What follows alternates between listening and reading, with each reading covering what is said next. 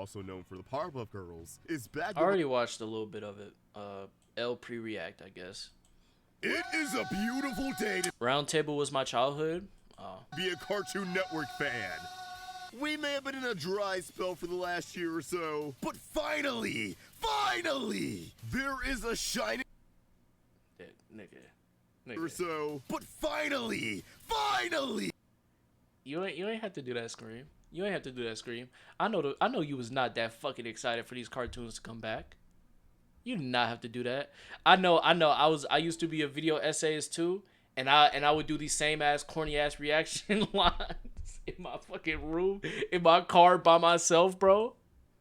there is a shining light at the end of the tunnel, and it looks like 3 new Adventure Time projects, a brand new. Wait, what are you reacting to? Cartoon news. Freaking finally. Hella shit is coming on Cartoon Network. Regular show series, a new season of Gumball, and so much That new season of Gumball is gonna be fire. That's gonna be the best one out of all 3 of more. these, I believe. We have a ton of animation news that's becoming. Streaming soon. Arcane. Yep. Yeah, Arcane thing. That's a reaction that's coming to the channel. I promise that the Arcane reaction. That will be coming to the channel, bro. That will be coming to the channel. I don't know if I'm going to do it live on Twitch or just directly to YouTube. We don't know yet. But yeah. Out the last week or so. And while I'm excited On November? It's coming out on November. So should I start the reaction September? like some up and coming original series in a different video. For now, Or should I start it earlier so it has time to live in the YouTube ethos so more people will come in when the new show comes out? Focus on all of the Cartoon Network oriented announcements that were just made at this year's Annecy Festival. I hope you're ready to get hyped because And what's up with all these random ass festivals that just be popping out of nowhere, bro? a lot of Cartoon Network fan favorites are making a big comeback, taking these franchises to places never before seen. With all making a big comeback, taking these franchises to L ass nigga with that fucking nasty ass high top fade, bro. places never before seen. With all that said, let's dive in. Also, I thoroughly roasted the new Taco Bell Cheez-It Crunchwrap on my personal channel. Please check that out after this video Why the fuck did you do that? because I would love to make more of those. Thank you. Why? Gigi Quintel's new regular show and Craig McCracken's Foster's Home for Imaginary Friends spin-offs both feature in a new production slate from Warner Bros. Animation, Cartoon Network Studios, and Hanna-Barbera Studios Europe. Unveiled Wednesday at Annecy, they join a new Adventure Time series, Side Quest, as greenlights at the Warner-owned companies. The new slate also boasts 2 more Adventure Time shows in development, plus an unannounced Scooby-Doo project. The big question raised by Studios Annecy Focus is whether the surge in new shows is a temporary anomaly or marks a broader indicator of a more sustained return by Warner Bros. I don't think it's a sustained return for anything. I think they just throwing stuff at a wall right now because like if this was a sign of more things to come, they would have actually like did something original. But they just dropping like all the stuff, all like they just putting back in They just throwing back in reboots. That's literally what they hitting us with, like reboots. They throwing shit that they knew worked in the past, and that got me thinking, why the hell did y'all take off Close Enough? That actually pissed me off, bro. Discovery. Matter of fact, bring back Infinity Train. That worked, didn't it? To fuller on animation production after a lull of the recent past. Personally, I think that simply relies on the success of these projects. A bulk of these announcements are certainly a response to the strong performance of Fiona and Cake Season 1, which took over the internet by storm last summer and seems to be one of, if not the most successful animated Max original in recent years. Dennis, you have a child to take care of. Firm, what is this lore that you're hitting me with? I don't have a kid. Mostly because everything else they put out has not gotten the marketing it deserves, and Adventure Time is a household name. But if all of these projects are a success, then we may see more pop up. Fiona and Cake was kind of mid? No, it was not. Nah. Discovery. Fiona and Cake was not mid, bro. Come on now, y'all playing around now. Original shows and more revivals. But that's just my speculation. Certainly, the news will not come much bigger at this year's Annecy than Adventure Time, regular show, and Foster's returns. Shows which Do we care about Foster's returning? It's a kid show. It's like a preschool show. I don't care about this. helped shape fandom's sense of modern-day animation entertainment in the 2010s and just before. The Warner Bros. Animation, Cartoon Network Studios, Hanna-Barbera Studios Europe Bonanza also underscores Warner Bros.' declared strategy of returning to top fan favorites but making them for different age group demos. McCracken's original Foster's targeted 6 to 11s, while the new Foster's Home is preschool, which I'm not sure why they're doing that. They just canceled their first preschool original series. Yeah, I don't know why like these big productions be big ass productions be like targeting shows for like preschools, for like kids in preschool. I have a brother that's 6 years old. That nigga only watches YouTube, bro. That nigga only watches YouTube. Like he used to watch Paw Patrol, cause that's what like parents think kids want to watch nowadays. But then they realize that the iPad has everything that kid actually wants to watch, and then they just throw the iPad at the kid, and then they stop giving a fuck about Paw Patrol. Like, it's just Coco Melon, bro. Coco Melon is beating all you niggas. I need to see how many views Coco Melon be getting, bro. Coco Melon.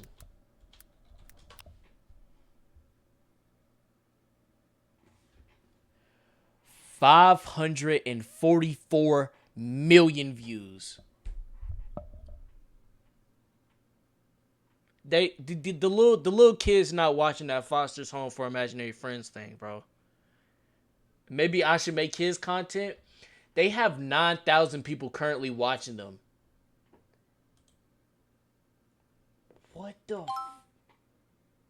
nigga?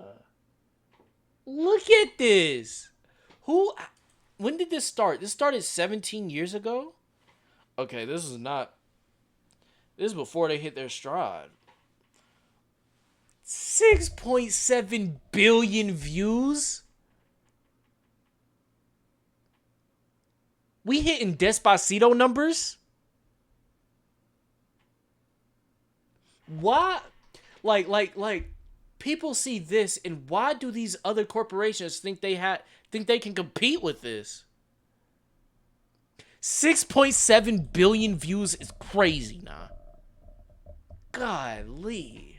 It's Jessica's Big Little World after only like 10 episodes because it's yeah, and like the people behind this be going so hard on these on these shows made for like 4-year-olds. They be getting plots and stuff like that, hitting them with heartfelt messages and everything. The little kid don't care about that. When I was 4, I did not understand the messages y'all were hitting me with, bro. If I was 4, I would be on Coco Melon 24/7 too. Seems like they wanted to move away from preschool programming. Yet between this and one of the Adventure Time projects, they're doubling. Oh, one of the Adventure Time. It's like these kids are 4. Like they weren't conceived when Adventure Time was in its heyday. Like what these little jits gonna get out of an Adventure Time show? Like it's a new IP to them. Down? Make it make sense, y'all. Below is a brief breakdown of new shows announced by the 3 companies at ANSI. Foster's Fun Time for Imaginary Friends. Creator of Foster's Home, which won Emmys and Annies, Craig McCracken, also known. How many people live in the world, actually? Are in the world, yeah. 7.9 billion. Coco Melon is hitting those types of numbers, bro. That is actually insane. That is actually insane. That's crazy. For the Powerpuff It's Girls, 8 billion? It's back with What if I mean niggas be getting knocked off the earth all the time. Maybe the numbers been falling a off. completely new original series targeting preschoolers. In it, a now young group of preschool imaginary friends learns from an immature elder friend, Blue, who, as in the original, still unintentionally gets things wrong. Blue in the original series intentionally got a lot of things wrong a lot of the time. McCracken has promised the same fast pace, but a fun, simpler structure and less cynical humor. Only Blue and Madam Foster return. What? Learn online. Upgrade your career. And I just imagine them niggas in the boardroom, like writing up the show, like killing their babies, like saying, "Oh yeah, this joke ain't gonna work. This ain't gonna work. Oh, what if we do this? What if we do that?" They over there slaving just for Coco Melon to hit them with a fucking 1, 2, 3, buckle my shoe. Oh, that didn't even rhyme. It'd still probably work for Coco Melon, bro. You can't get me a Foster's Home without Frankie. Now, we also have this teaser image, and I'm gonna be honest, I really like the art direction for this show. I'm not really inclined to check it out since it is a preschool show, but this seems to be a nice use of 2D and CGI, like Gumball. I'd rather have a refreshing art direction like this, something that reinvents the art style in a new medium, rather than them They sticking. need to bring back Chowder. Do they really need to bring back Chowder though? Did Chowder have that much clout to where people actually want to see it come back?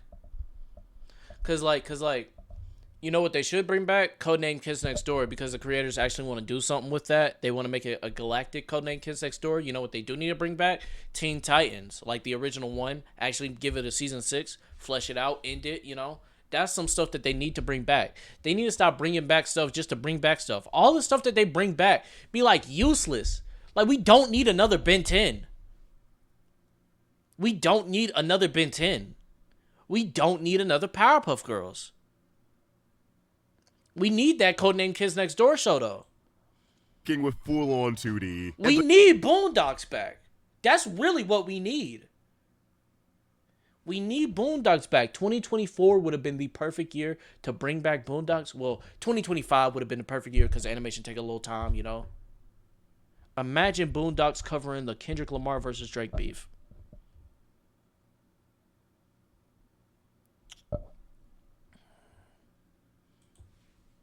Potentially put. Yeah, I saw they canceled it. Apparently, yeah, bro. Bro, the discourse would have been crazy around Boondocks because, like, motherfuckers was legit saying that, like, Drake couldn't say nigga. Imagine Boondocks covering that, bro. God damn. Putting out a product that does not look nearly as good as the original, or just different enough to bother fans of the original, even though I'm not sure how many of them are going to be pulling Uncle up for a Ruckus would have did preschool numbers show. in 2024. Now, despite this not being my jam, I do really hope this is a success. Foster's was one of my favorites as a kid, and I'm excited for all the kids who get to discover this franchise in a brand new way. I hope they get to connect with it the same way I did, and eventually get their hands on the original series where they realize, oh, Blue is an asshole. Next up, we have Adventure Time Side Quest. While the adult skewed Fiona. Bro, and that's the thing. Like, these people are kind of like 50 years old, and they bring it back Among Us. Bro, like, these people in the boardrooms are like 50 years old and they don't know what the hell is going on with the younger generation. Bro, my dad asked me who Young Thug was. He's 50, by the way. He don't know who Young Thug is. That's how disconnected the older generation is with what's going on right now. Y'all saying Sussy Baka, okay.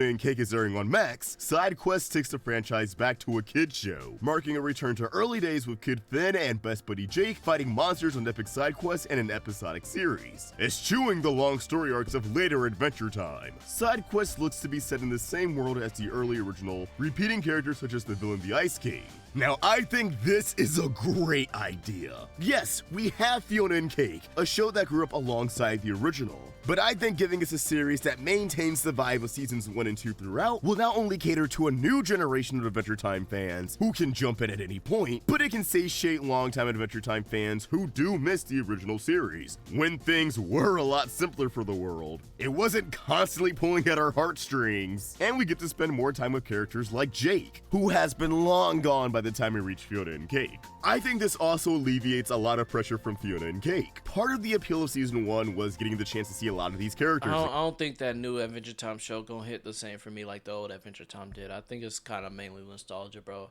I can't turn on the Adventure Time show and then see that, and then also go on TikTok and see like the freaking culture war that's going on, bro.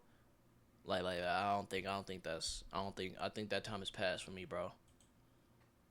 Again, but now I think that time has passed for me. I don't think the old Adventure Time is ever gonna come back. Fiona and Cake was good though, but like that old feel that you get, yeah, it's just because you were a kid, bro. With SideQuest, we're going to be getting plenty of new adventures with the original cast, which in return allows Fiona and Cake to focus on its own characters, flesh them out more, and tell a satisfying self-contained story that can include characters from the original Adventure Time. But if they're absent, I don't think that absence will necessarily be felt, because odds are they're going to pop up over in SideQuest, where they can get into their own shenanigans independent of Fiona and Cake. That being said, I would still like Fiona and Finn to meet, but I feel like the show won't have an obligation to give us a marshalling cameo, a bubblegum cameo, another appearance of the Lich, so on and so forth, simply because it won't be the only Adventure Time show around. All of those characters can just pop up over here. It also feels very deliberate on Cartoon Network's end because, if you couldn't tell, they want to keep all of their episodic shows running for as long as possible. Teen Titans Go isn't going away anytime soon.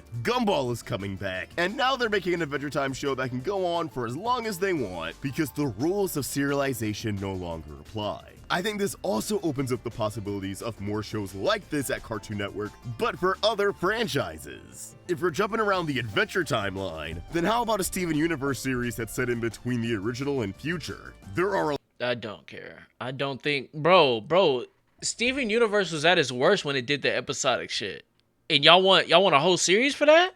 a lot of stories there that we didn't get to see. The possibilities are endless, but let's keep it moving, because up next we have the Untitled Regular Show project. Nah, this the one. This the one right here. I called it. This the one right here. Fans are gonna have a million questions. Is this gonna be an all ages outing like the original series, or will it be more adult like Fiona and Cake? Is this taking place before the finale? Put it on Adult Swim. Put it on Adult Swim. Put it on Adult Swim. Because I don't think the kids of today... No, I think the kids of today would be able to appreciate a regular show. I think the kids of today would be able to appreciate regular show, but they can appreciate that shit on Adult Swim. If you don't shove this bitch on Adult Swim, if you don't put this up on Adult Swim, what's up, people? What's up, Unknown Artist 64? Or after? And if so, how does that work? Unfortunately, these are questions we do not have the answer to yet, although there are some context clues. Details on the new show are being kept under wraps. It's not even known if Mordecai and Rigby are back. The key, however, is that it's from J.G. Quintel. This show is entirely new, though it will feature some characters from the original series. Okay, so the idea of it being entirely new but featuring some characters makes me think that it could either be a prequel prior to the original or something set after the finale. Mordecai and Rigby no longer work at the park, and it's Benson training some new recruits, which I think No, nigga. No, bro. You gonna give me a fucking regular show and it's a fucking Christmas tree? I don't wanna listen to the adventures with this nigga. This nigga? No. At the very least would guarantee Muscle Man and Skips. I don't think they quit the park after Mordecai and Rigby left. And because regular show's modern day popularity definitely contributed to this, they're not gonna pass up the chance to have some modern day my mom jokes. Now I can see Mordecai and Rigby popping up. Maybe they finally get promoted, and they just slightly retcon the ending, so even though they did quit the park, there were a few years they came back, trained a new generation, and then went on to start families and Mordecai becoming a famous artist, X, Y, and Z. I think that'd actually be pretty cool to see. Mordecai and Rigby in Benson's shoes, realizing how much hell they put Bro through, while still have plenty of growing up to do themselves. I guess we'll just have to wait and see, but I am ecstatic to have new regular show content in this world. You can definitely expect plenty of videos on that when it comes out. New Sensodyne Clinical White. And it's like, that was the revival of regular show is the most pointless thing of all time. Gives 2 shades whiter teeth. Because you already had it with Close Enough. You already had Close Enough. Why did y'all cancel that show? And then a few years later be like, oh yeah, we did kind of fuck up with that. Do it again. Like, what? He includes Go-Go Mystery Machine, a new Scooby-Doo spinoff that takes the gang to Japan on the ultimate foodie adventure. Close Enough was low-key a banger? Yeah, Close Enough was a banger. The only thing about Close Enough was, like, the characters weren't as zany and as wacky and as insane as they were with regular show, and it was a little worse because of that. But Close Enough was good, bro. Shaggy and Scooby-Doo unwittingly unleash hundreds of mischievous mythical monsters that are now causing trouble all over the country. Scooby turns to his uncle, Daisuke 2. If this is episodic, I'll care. No. If this is a story, like a storyline going through, I'll care. But if it's episodic, I won't. And magical friend Etsuko, alongside Gadget Wish Toshiro, to help Etsuko? solve the mystery Oh, is it gonna be anime inspired? and catch monsters. Honestly, I don't know how I feel about this. The art direction looks neat, but we're getting another Scooby-Doo Bro, you put a black person in the fucking anime inspired Scooby Doo representation. Ew, the fucking this is Yasuke all over again, bro. The hell? Get these niggas off my screen, bro. They're ruining media, bro. God, bro. Fucking first Assassin's Creed, now this. Guess you could say close enough was close enough.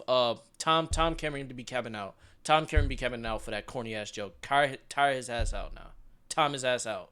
I swear to God. series that focuses on just Shaggy and Scoob, with the rest of Mystery Inc. being MIA, and it's clearly cashing in on the anime craze. But unlike My Adventures with Superman, which is just wearing anime influence on its Y'all need to get them niggas out my animes, bro. I'm so sick and tired. I go to anime to have an escapism from the nigga shit, and you gonna put a nigga in the anime again, bro? Come on now. sleeve. This one is kind of giving me Come the on now, bro. This vibe trash. of, hey kids, anime! But the creature design looks very cool. And you already know the staff is going to be full of anime fans. So I really think the writing will make or break this one. We also have Talking about Adventure Dennis Time Spitting Hey for Demo, real. the first ever Adventure Time preschool series. Again, I don't know why we need one. And This will be cute. A BMO preschool series. It's not gonna do numbers. It's gonna get like a one season, but it is.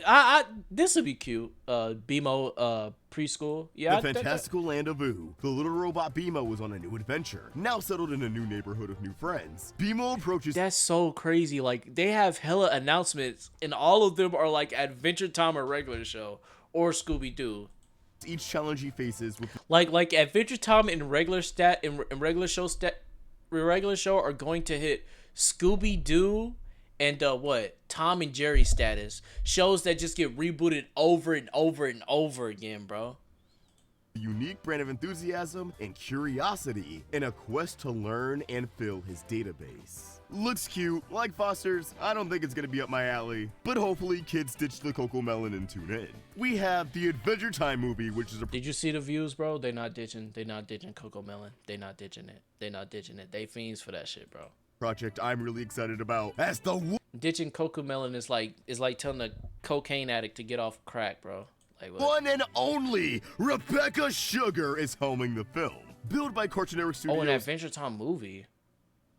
Okay. As Jake and Finn embarking on their biggest adventure yet, Sugar serves as creator with Mudo and another Adventure Time veteran, Patrick McHale, the co-creator of Over the Garden Wall. Not much is known about this movie, but if it's a Rebecca Okay, this will be fire. This is gonna be fire. Okay, you got me. This is hard. This is gonna be Sugar hard. movie, you already know it's gonna be a great time. They weren't lying in 2010, y'all. The fun never ends with Adventure Time.